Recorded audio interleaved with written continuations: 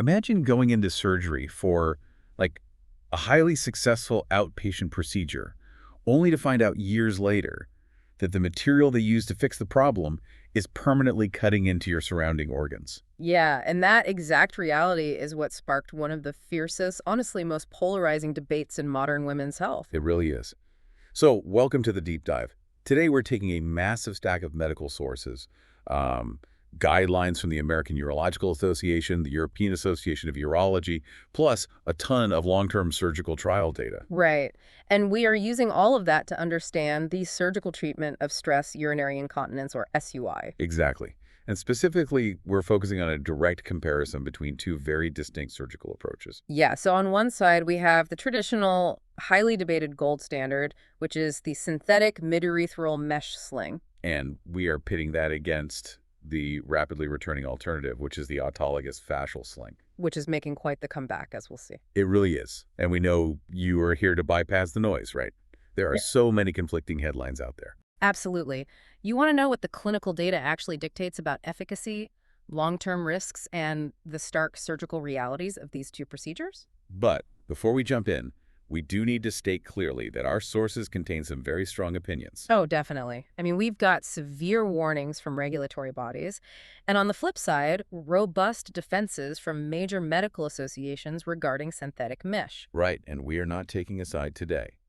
Our mission is just to impartially report the findings from the source material so you can weigh the data exactly as it stands in the current medical literature. So, to understand the gravity of the surgical comparison, I think we have to look at the reigning champion of SUI treatments first. Okay, let's unpack this, because we need to know why it fell under such intense global scrutiny, right? Exactly. But first, just to set the baseline, SUI affects anywhere from 10% to 39% of women. Right, it's incredibly common. And when conservative management fails, like pelvic floor exercises, surgical intervention is the established pathway. Right. And since about 1995, the synthetic midurethral sling has completely dominated this landscape. We're talking about a thin, macroporous monofilament polypropylene mesh. Basically, it's placed under the urethra to provide structural support. And the clinical adoption of that synthetic sling was just unprecedented. The sources highlight that it boasts an 80% to 90% objective success rate. Which is massive. I mean, it revolutionized pelvic floor surgery. It really did. It transformed what used to be a major inpatient operation into a minimally invasive outpatient procedure. And with a notoriously short learning curve for surgeons, too, right? Exactly. The standardized kits meant that a surgeon could reliably reproduce these excellent continence outcomes in like 30 minutes. Which makes sense mechanically. You place the mesh, the body's natural healing process creates a mild fibrotic response around it. Right, a little bit of scar tissue. Yeah, scar tissue. And that anchors the mesh in place, providing this rigid backstop for the urethra during moments of increased intra-abdominal pressure, like coughing or sneezing. And most of the time, this works perfectly. Right. And here's the big but the data shows that when the body's inflammatory response to that polypropylene doesn't shut off, the resulting complications are severe. Severe and permanent. The long-term trials reveal that in a subset of patients, the immune system mounts this chronic inflammatory response to the foreign body. So the body just keeps fighting it. Exactly. And the polypropylene mesh can actually shrink, become rigid, and completely lose its intended elasticity. Wow. And that leads to mesh erosion or extrusion, right, where the material actually wears through the vaginal wall or migrates into the urinary tract. Yes. And patients report chronic pelvic and groin pain, recurrent lower urinary tract infections, and severe dyspareunia, which is painful intercourse. So think of the pelvic floor like a dynamic, flexible suspension bridge.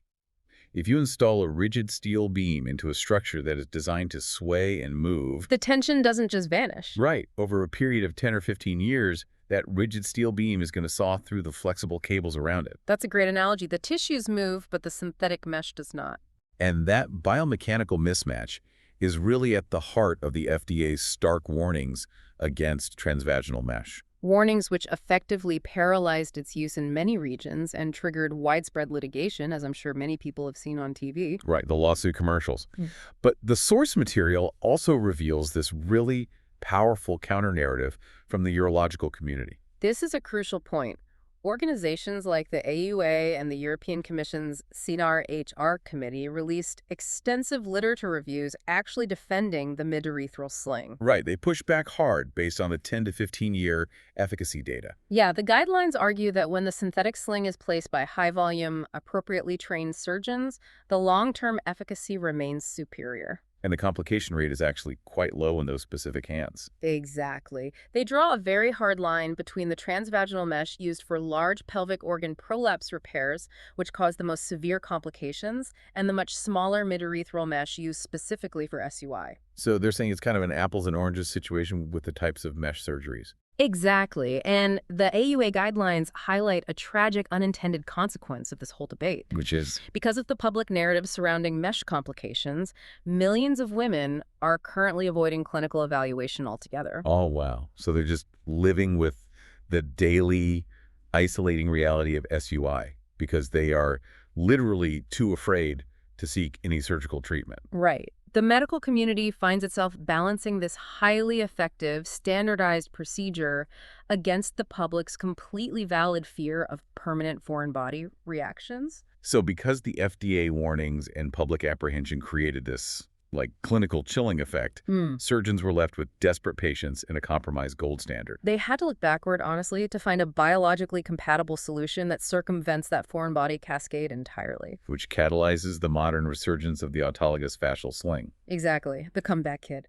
When synthetic materials pose a risk of rejection, the safest biomechanical alternative is the patient's own tissue. Okay, so autologous, meaning from the same individual. The procedure relies on harvesting the rectus fascia. Right, which is the dense, really strong layer of connective tissue overlying the abdominal muscles just above the pubic bone. So since we are taking plastics completely off the table, the rectus fascia is the logical structural substitute. It is. It's strong and it's native to the patient. But looking at the surgical data, creating a second operative site on the abdomen just to harvest this material seems, I don't know, archaic. I get that. Because we have modern surgical techniques specifically designed to reduce morbidity and minimize incisions. Is creating a brand new fascial wound just to procure the sling material really justified by the data? Well, the data suggests that for many patients and surgeons, that biological trade-off is absolutely justified. Exactly. And the body does not mount a chronic foreign body reaction against itself. Right, it integrates seamlessly, which essentially eliminates the risk of the erosion or extrusion we saw with the polypropylene mesh. Exactly. Now, the classic fascial sling was a major, highly invasive surgery, but the sources detail a modified approach that's really driving this current resurgence. Right, referred to in the literature as the sling on a string technique. Yes.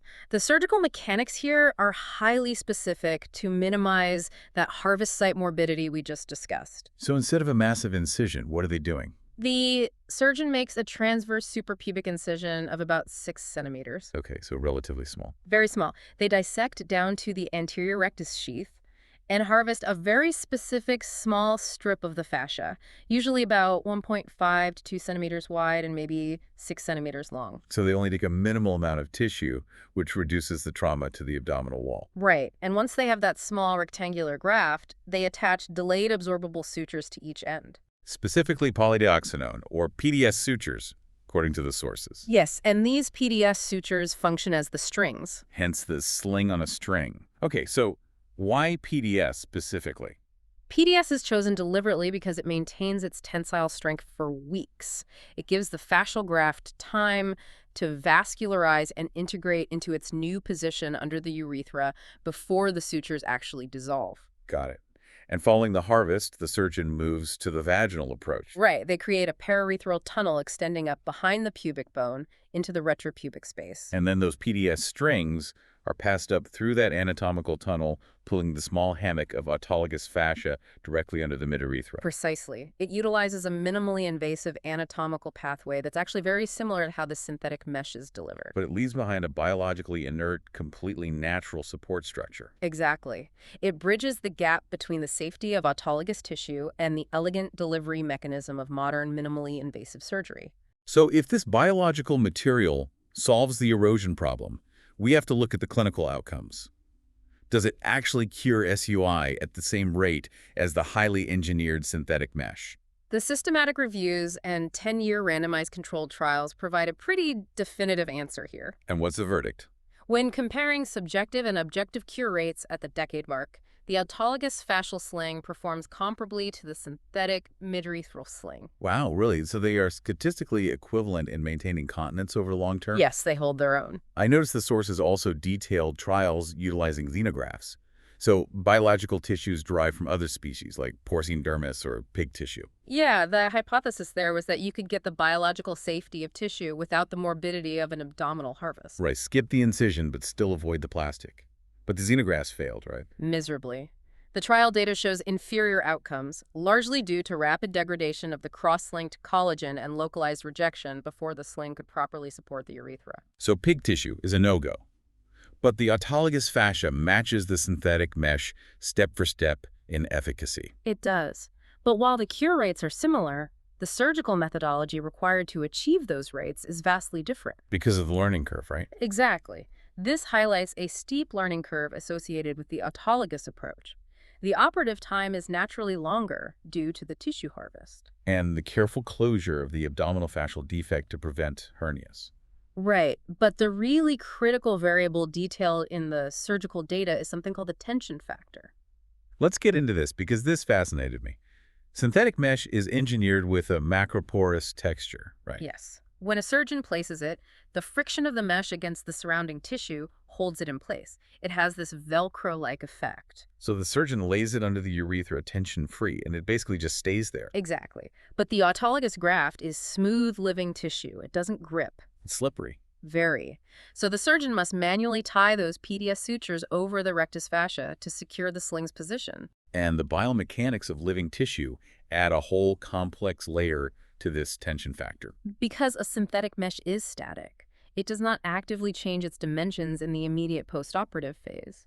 But an autologous fascial graft undergoes a biological healing process.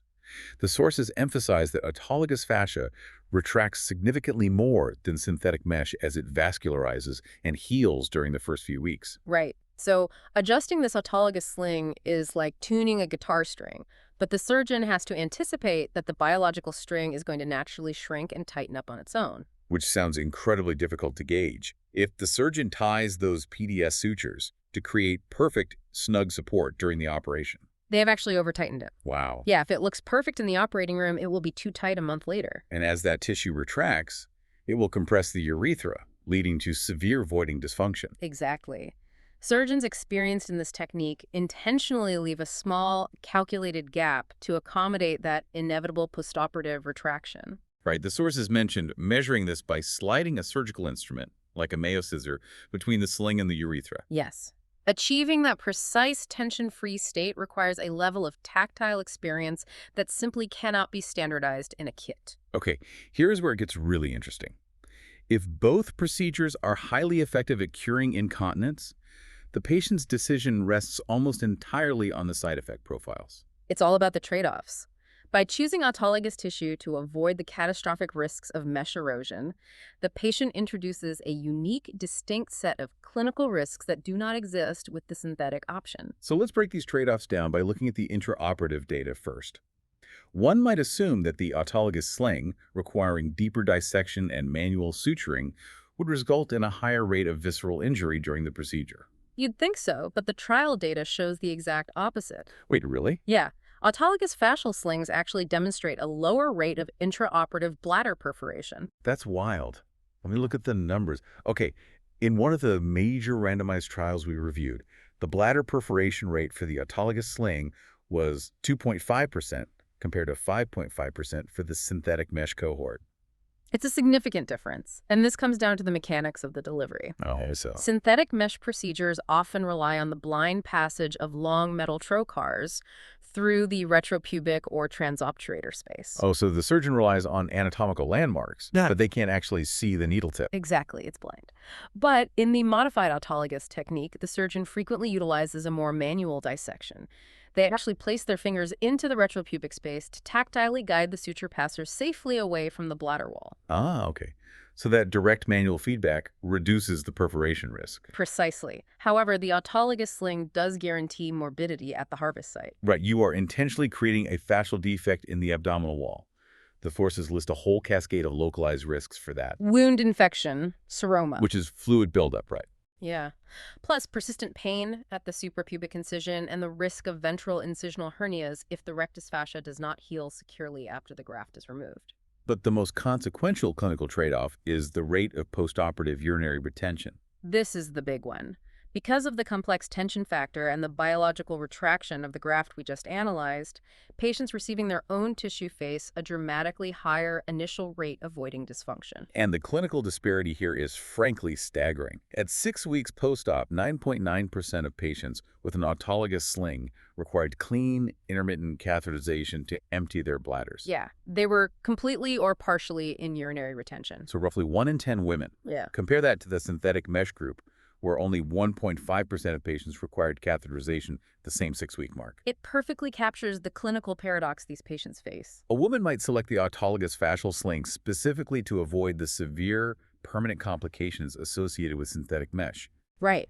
But to secure that biological safety, she has to accept a roughly 1 in 10 statistical probability that she will be inserting a catheter into her own urethra multiple times a day. For a month and a half, while the graft settles. It is a severe postoperative burden. There's no getting around that. But the long-term trial data does offer some critical context here, right? It does. By the 6-month evaluation mark, those urinary retention rates completely equalize. Oh, wow. So there is no statistically significant difference in voiding dysfunction between the two cohorts at half a year. None. The autologous tissue eventually relaxes, the edema subsides, and normal voiding resumes for the vast majority of patients. And that underlying biological compatibility is also why the autologous fascial sling has become the definitive salvage procedure in female pelvic medicine. It's the ultimate backup plan. When a patient presents with a failed synthetic mesh sling or requires complex excision surgery to remove eroded polypropylene from the vaginal wall or urethra, the local anatomy is just devastated. Because the tissue is highly scarred, the blood supply is compromised, and the anatomical planes are basically obliterated. Right. You cannot simply implant another synthetic foreign body into a compromised inflammatory environment and expect it to integrate. The risk of recurrent erosion in that scenario would just be too high. Exactly. The sources indicate that in these complex reconstructive cases, the autologous fascial sling truly shines. Because the body readily accepts its own tissue, allowing the surgeon to reestablish urethral support even in a heavily scarred, previously operated field. It's a lifesaver in those salvage situations. So what does this all mean for you? We've navigated a dense matrix of clinical guidelines, surgical mechanics, and long-term trial data today. And if we distill all that medical literature down, the synthetic mid-urethral mesh sling remains a highly effective, fast, minimally invasive procedure. Right. Major urological associations stand by its safety and 15-year efficacy when performed by specialized surgeons. But, as we've seen, it carries a rare, unforgiving risk of permanent foreign body complications that has permanently altered the landscape of pelvic health. Conversely, the autologous rectus fascial sling offers a biologically natural, highly effective alternative that completely neutralizes the risk of synthetic erosion. However, it requires a higher degree of surgical expertise to balance the tension. It necessitates a second surgical wound on the abdomen, and it subjects the patient to a significantly higher acute risk of urinary retention during that initial recovery phase. It really is a definitive medical balancing act between acute surgical morbidity and long-term biological safety. But looking at the trajectory of the source material, this binary choice between plastic and abdominal harvesting feels like, I don't know, a stepping stone. Oh, absolutely. Where does the data suggest reconstructive pelvic surgery is actually heading? Well, the clinical limitations of both procedures point directly toward the field of bioengineering. Bioengineering. Yeah. We are currently forcing a compromise, right? Either risk a foreign body reaction or accept the morbidity of cutting into the abdominal wall. The future of SUI treatment relies on eliminating that compromise entirely through tissue engineering. So we're talking about utilizing the patient's own cellular material, but bypassing the gross tissue harvest altogether. Exactly. The literature touches on harvesting autologous fibroblasts or mesenchymal stem cells through a simple, minimally invasive biopsy. Okay. And then what? Those cells are isolated and cultivated in a laboratory bioreactor. They are then seated onto a biodegradable scaffold, perhaps made of an electrospun polymer or a natural collagen matrix that basically mimics the structural dimensions of the midurethral sling. That's incredible. So as the patient's cells proliferate and lay down their own extracellular matrix, the scaffold just dissolves. Exactly. You would theoretically implant a lab-grown, genetically perfectly matched autologous fascial sling. So the patient receives the precise biological compatibility and safety of their own tissue, with zero risk of foreign body rejection. And you completely eliminate the need for a 6-centimeter abdominal incision and the associated hernia risks. It renders the current surgical debate completely obsolete. It really does. And the foundational science for this is actively being developed in tissue engineering labs right now. By combining the biomechanical structural support of a sling with the regenerative potential of autologous cell seeding, we can achieve true anatomical restoration. Without the collateral damage of harvesting. That is just an incredible horizon to look toward. The current landscape of SUI surgery requires navigating complex trade-offs and intensely debated clinical data. But the regenerative future of pelvic medicine is approaching rapidly. It's an exciting time for the field. It really is. Thank you for joining us on this deep dive into the surgical realities of stress urinary incontinence. Keep interrogating the data, keep asking your doctors the complex questions, and most importantly, keep learning.